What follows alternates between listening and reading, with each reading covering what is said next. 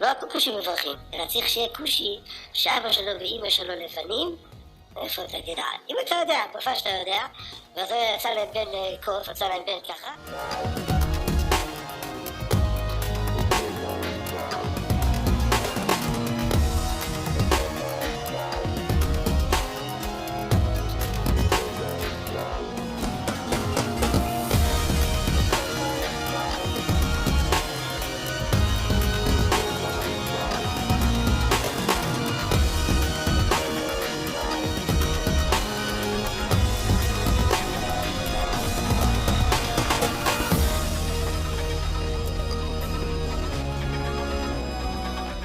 Feminist movement has accused the Israeli government of adopting a racist policy towards the country's Ethiopian Jews. Activists believe black women are deliberately being given a controversial contraceptive to bring about a drop in the population, a claim the government denies.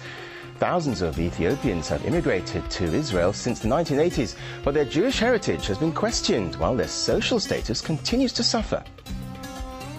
For nearly 4 years, Racheli Mangoli has been running a youth center in one of Israel's poorer communities. 45 Ethiopian families live here, but throughout that entire time, only one Ethiopian baby was born in this neighborhood, and that alarmed Racheli. Because I smell something not good. I know about the discrimination here. When I'm going with the children, I feel this. Even when I'm going to buy something in the super, one woman said to me, I don't understand how can you are standing near people like this. When they give me money, I'm going and washing my hands. After some investigation, Racheli discovered many of the Ethiopian women keen not to get pregnant while setting up life in a new country had been placed on the controversial contraceptive Depo-Provera, a drug few Israeli women have heard of, let alone use. This woman was first put on it 4 years ago and underwent repeated injections every 3 months. She says it's left her with such terrible pains in her hands and back she can no longer work. She insists she was never told about its side effects or offered an alternative. Like many Ethiopians in Israel, she's afraid she'll be deported if she questions the authorities. Dr. Factor is reluctant to give the contraceptive to his patients.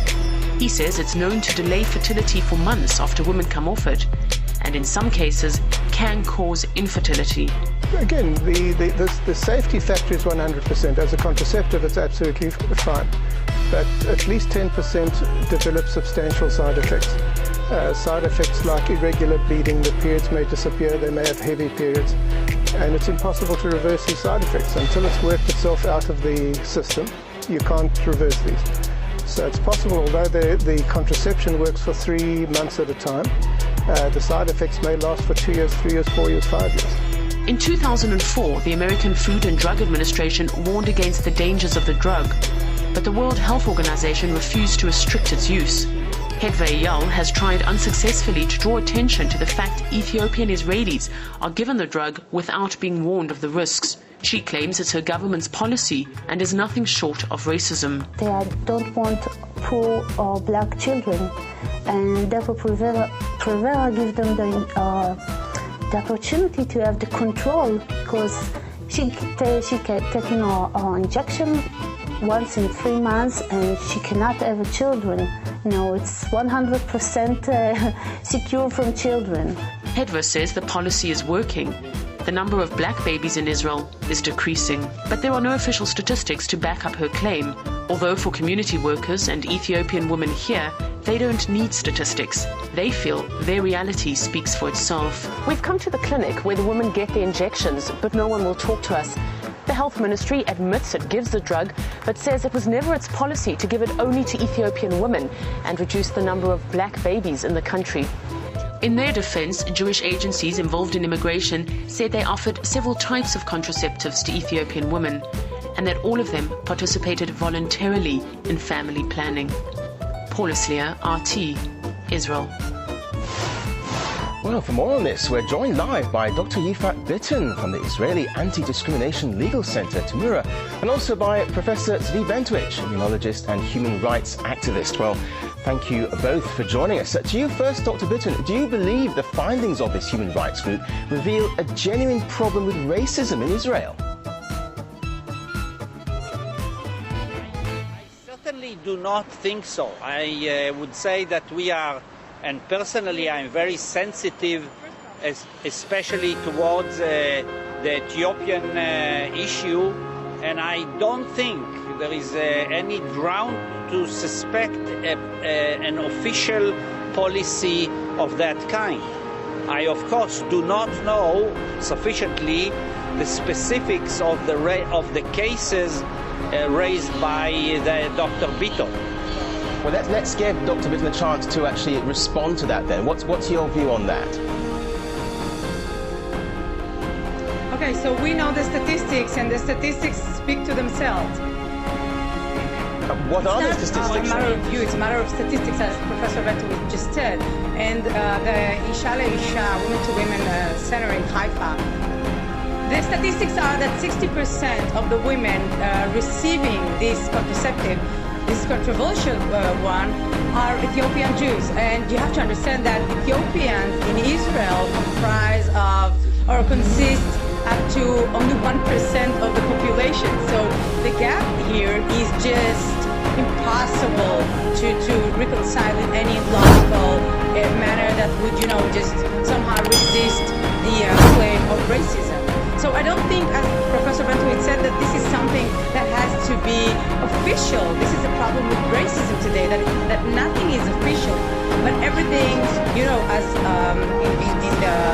on the ground and statistically, and the consequences of what is not official is definitely racism, and definitely racist in that manner. And this is how sociologists today look at racism, as something that is eventually bringing upon very discriminatory consequences. Okay, well, hang on just a moment. Professor Bentwich, you've heard the statistics there. How do you respond to that then? I would only say two things. Number one, I'm not against looking and inquiring the claim. If there is a claim, one should investigate. But when asked about official attitudes, official policy, official medical policy, I am very reluctant to accept that is indeed a policy of racism on that part. To the best of my knowledge, and I have looked into that repeatedly many times, and I emphasize, I am not alluding to this specific case.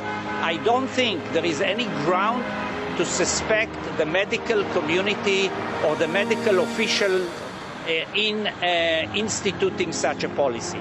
It can be a case that has to be inquired into, but it definitely does not reflect a policy that is official. Well, we heard the words investigation and inquiry there. Dr. Bitton, do you believe an official investigation into this issue needs to take place? But the question is, of course, what is official?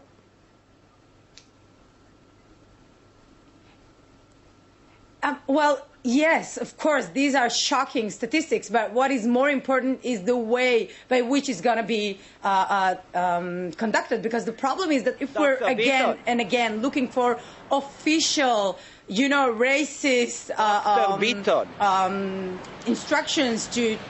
That would not work. But what I'm looking for is, for example, thinking about doctors that think that, for example, just a second, please, that for Ethiopian women, it is better for them not to have children. This is something that doctors should have to think themselves if that was something that they would have done for white, Jewish, Israeli women as well. This is the whole question that they should ask themselves. Even if they think that they're working for the best interest of that patient, they still have to ask themselves, is that exactly what they would do for Jewish women as well? All right. After you have finished, Dr. Bitton, and you allow me to put in a word, I think we all agree that racism should not take place, and we are fighting racism daily and where we think it exists. I do not, and I emphasize, I do not think that the problem you allude to is a major problem in Israel. There are other serious problems of racism in Israel, but that is not the one that we think is a major one. And I don't think that an inquiry of the kind that is needed cannot be made. If you ask me, if you present the cases to into that.